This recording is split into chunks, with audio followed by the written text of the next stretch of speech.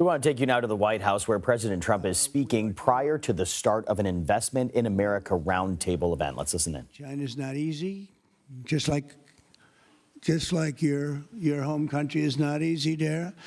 I think we're doing very well. They're over there now. I'm only getting good reports. It's a little early, but they'll be calling in soon. In fact, probably when I get back, I'll have my first call from them. We want to open up China.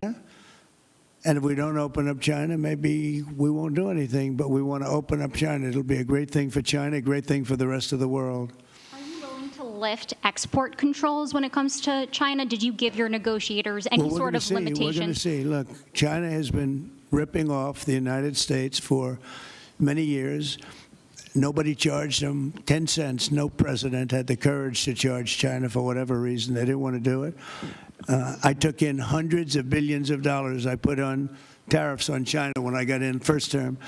And we took in hundreds of billions of dollars. And then I did it again, but I did it for a lot of others. If you look at the stats, the deficit last month was cut in half. Everybody was shocked. I wasn't shocked. I think a lot of the people at this table weren't, because they saw the billions of dollars that were pouring in, and the tariffs hadn't even started yet, just about. They were in cars. They were in some countries at a very minor level.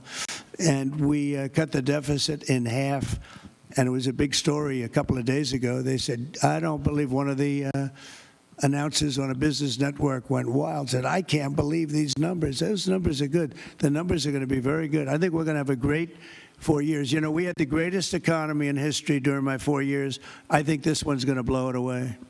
Yeah. Mr. President, go ahead, please. do you have a message for Greta Thunberg, and did she come up on your call with the Prime Minister today? Well, she's a strange person. She's a young, angry person. I don't know if it's real anger. It's hard to believe, actually, but I saw what happened. She's certainly different. Anger management. I think she has to go to an anger management class. That's my primary recommendation for her. Was she kidnapped by Israel, as she says? Was she kidnapped? I find it. I think Israel has enough problems without kidnapping Greta Thunberg. And secondly, are you going to Is that what she said? She was kidnapped by Israel? Yes, sir. Are you going to get rid of the Tesla and the Starlink service that you have here at the White House? No, I haven't heard that. I mean, I may move the Tesla around a little bit, but I don't think we'll be doing that with Starlink. It's a good service. Where are you going to move it to? Move it around. What do you mean? I have a lot of locations. Actually, about the Tesla. I got so many locations that I don't know what to do with them all. About the Tesla, did you ever see Elon Musk get physical with the Treasury Secretary? No, I didn't. And I tried to ask. They did have an argument, but I didn't see a lot of physicality there. And there was this New York Times report that he did not want to talk about, Elon Musk, that alleged that he, towards the end of his time in the White House, was blurring the lines between recreational use of drugs and medicinal.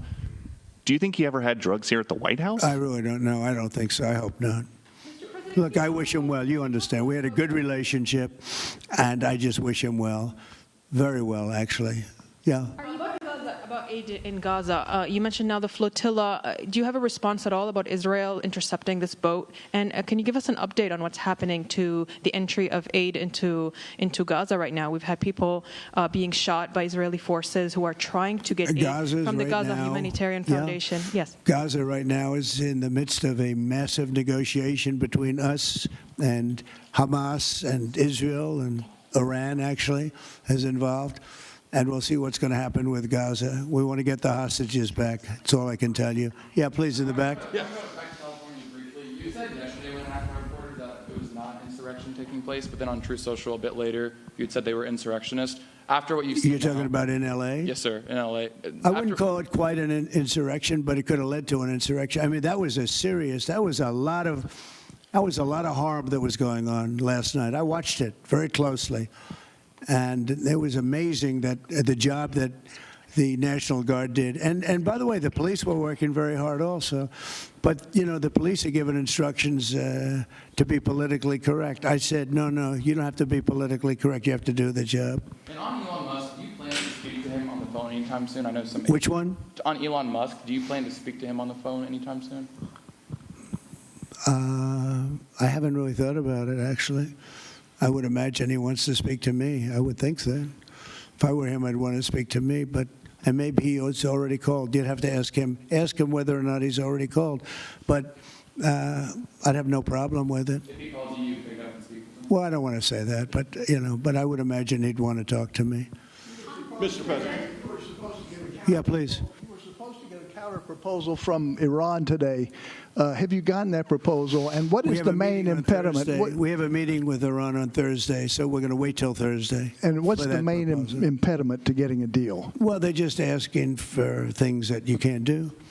They don't want to give up what they have to give up. You know what that is. They seek enrichment. We can't have enrichment. We want just the opposite. And so far, they're not there. I hate to say that because the alternative is a very, very dire one, but they're not there. They have given us their thoughts on the deal, and I said, it's just not acceptable. So this is the main topic for Prime Minister Netanyahu today when you spoke? I would say, yeah. I don't know what else. I can talk about the weather. Well, you can talk about Lebanon. Pretty much that's the main topic, yeah. Mr. President. We talked about Lebanon also, yeah, we did. What about Lebanon? Well, Lebanon's working very hard. They have a great new ambassador that I put there, man I know very well. He's very smart. I didn't even know he was Lebanese. And I said, why would you want Lebanon? He said, I was born there. I love it. I love the people. I said, it's very dangerous going to Lebanon. There are some ambassadorships that are wonderful. There are some that are dangerous. I said, Michel, his name is. It's a he, Michel, very elegant man. And I said, why would you want this? And he said, because I love my country and I love those people. I said, it's very dangerous. He goes, I don't care. This is not a man that lived on danger. He's a very successful man from here. And he wanted to be the ambassador despite probably a very dangerous situation he's going into. You see what's going on. But I had great respect for that. He loves that country. He loves it. He was born there. He loves the country, yeah. Mr. President, you've got a big, beautiful parade coming up on Saturday. We do. What's your biggest expectations for that? Then I've got a second question in regards to Gavin Newsom. Go ahead and talk about the big, beautiful parade. It's such a, thank you, Brian. It's such a, I think, important moment for this country. 2 weeks ago, I was calling people and back and forth with leaders, including President Putin, including French president, including lots of different people. And all of them said, we're celebrating victory in World War II. And I said, wow, isn't that amazing? We're the only one that wasn't celebrating, and we're the one that won the war. Now, Russia did help. They did lose 51 million people, in all fairness. People would say, oh, he's sticking up for Russia. No, they lost 51 million people. And, can't forget that. But France was celebrating. And, as you know, Hitler made a speech at the Eiffel Tower. But when I spoke to President Macron, he said, oh, we are celebrating the great victory of World War II. And I think that's great that he was doing it. But we're the one that won it, and we weren't celebrating. I said to myself, isn't that crazy? And I think it's time for us to celebrate a little bit. We've had a lot of victories. We won 2 world wars, and then we go out and change the name of the forts where we won the wars. You go out, we win world wars from Fort Robert E. Lee, from Fort Bragg, from all the different forts. And what do? We change the name of the forts because we want to be politically correct. So a lot of them we're changing back. You probably noticed Fort Bragg and others. But I think it's a time to celebrate our military. We've rebuilt our military largely, little low on ammunition. That's because it goes out very fast to other countries, one in particular, but we'll get that back very quickly. But we have a military the likes of which nobody has. Nobody comes close. We have the best equipment in the world. We make the best equipment in the world. There's no military like our military. We showed that with ISIS. I was told by the television generals it would take 4 years to win, and we did it in 3 weeks, and it was headed by General Raisin Kane, who's now the chairman of the Joint Chiefs of Staff. He's great. Just left him. No, I think it's time that we celebrate. And I sort of have to laugh at these people. Well, you know, you're going to spend a lot of money. A lot of that money is being paid for by me and people that make donations. I don't know if you know that. A lot of it won't even come out of the military. I think I can say that, Susie, right?